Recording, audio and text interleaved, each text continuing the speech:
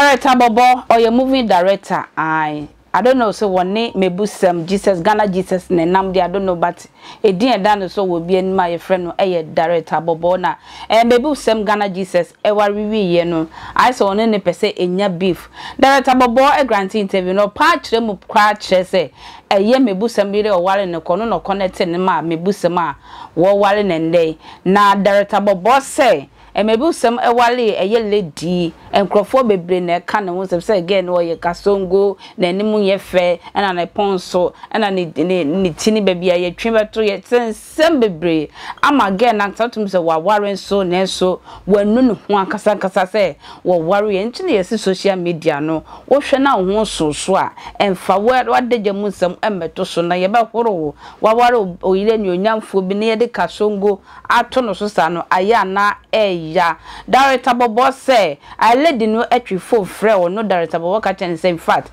wa war me busam de na so ba bia me busam de ekeka kono in fact we no no ho kra say o worry ye esan say ye internet sunti me busam so etinsem no wono so de anu ye e de abre Director Bobo abifue anu odin wo mumie no nyina wo ha me form mra sisi a video na wo kan okay na se Bobo to make a can sem bi say dia mekane se ode ahoye a anibre ani jimie na kasa Rabbi ade na kasa de ntima me kasa sa no me de me pese Bobo ba bonten se minua me create bibi keke na nye se de me ka no mimini ba se o se o mini de o kan de a na onyina yie because unse ye won krofo bi wo ho a wo ya wade mpo a ususu ho a kire nse ominua se ni se na mpese me ye no ono na dwin kuma bi a wode be ma ono advice kakra wode be ma ono echina bi no bo no ogina ba bi se me kra na me de idea we ma no enso na wo develop wo idea dada o ena bi a wode to nanim ebi wo ho a me say am like that ebi a menya adwin bi a mpese menya second adwenkyere wo ho ebia me pese me yesei nipa ne ka se eya na ai se abehye de me dwene no mu kena se wo na wodi mili maami na se mpo ye no kura se wo na ade ne maami a interview a o grantee nyansa be ne wo Rabbi ma minni kan nwura mu wa ha da ta Bobo wonnim ne pa Bobo de se Kenya se ye kan se adwumam ho ba bi na no wote enti ono kura wo hya ahoju TV ase medmi aka se me ka ho bi what you say me pa asama ma be ye me interview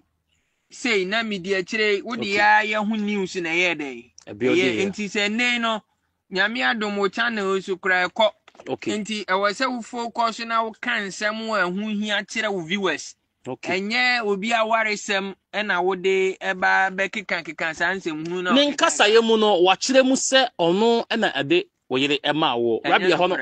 enya no kore senti na me ka se yo nkrofo bi wo ho a wo ya wade a wo asusu ho a kire ne se ominua se ada wo kopa mili wo kosusu ho kire na na tie de wo mni se mili na ngasa no min ko hu ne mampon asante mampon nti eye minipa bi na ohwe hotel bi wo ho ana o se woni de hotel ne ye ne dia no akasa se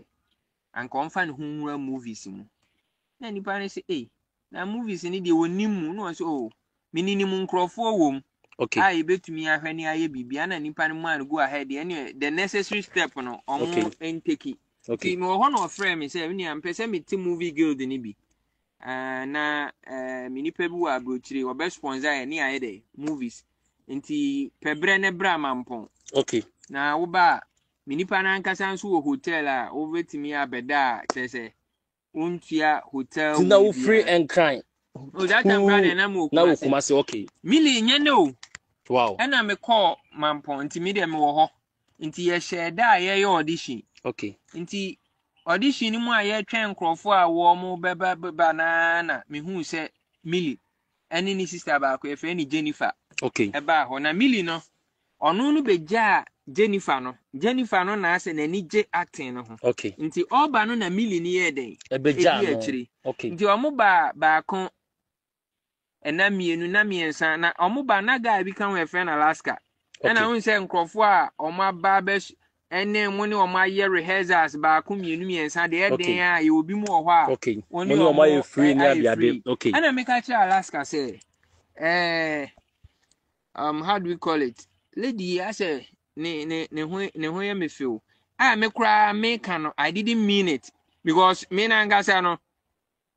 like I'm just passing, yes I was just passing a comment okay because me ngasa na manuwa wumi ntimi nkoka